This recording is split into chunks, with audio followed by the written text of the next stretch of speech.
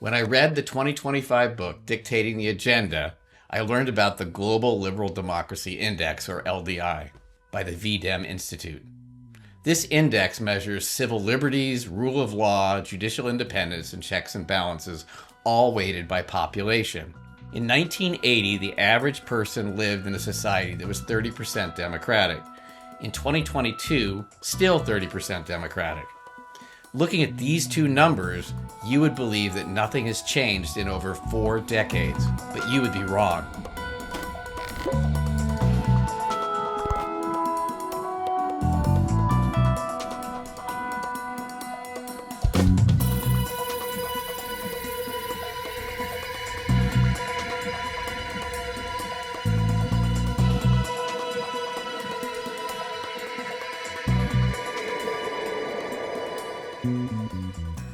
You can observe a lot by watching. Those are the words of baseball legend Yogi Berra. And Yogi was right.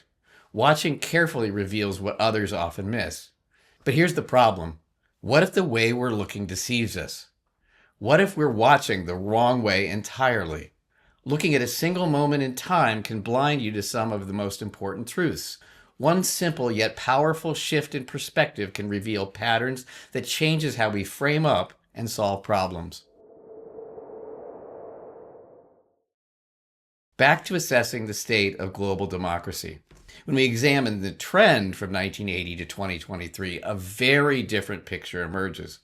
From 1980 through the late 1990s, global liberal democracy strengthened. It advanced steadily worldwide, peaking in 2003 at about 40%, a 30% increase from 1980 values. This plateau held for roughly a decade.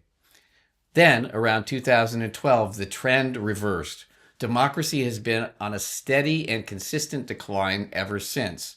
By 2023, the global level fell back to about 30%, back to 1986 levels. We didn't stay flat. We rose to about 40% and then began declining. The most concerning element is that we've not only returned to 1980 levels, it looks that the rate of decline is accelerating. Without the trend line, we miss the rise, the plateau, and most critically, the ongoing reversal that's occurring now. The democratic decline becomes even more significant when we examine global wealth distribution over time. In 1991, the most liberal democratic countries controlled about 84% of global GDP. The least democratic controlled only 4%.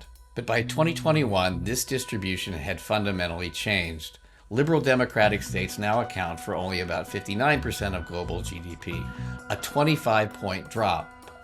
Authoritarian countries, on the other hand, have surged to 26%, a 6-fold increase in 3 decades. 9 countries now rank in both the global bottom 25% for democracy and the top 25% for GDP, including China, Russia, and Saudi Arabia. The historical assumption that democracy and economic dominance naturally align has been shattered, with profound implications for global influence and international norms. This analysis was only possible by applying dynamic thinking, the ability to examine trends over time rather than focusing only on static snapshots. This principle applies everywhere. Consider academic performance. A single test score versus a semester-long trend reveals whether you're facing a momentary setback or a systematic problem. Health indicators. Today's weight versus a 6-month trend distinguishes daily fluctuation from meaningful change.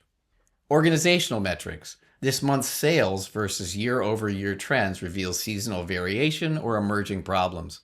Relationship strength. A long-term trend can show real improvement or areas where improvement is desired.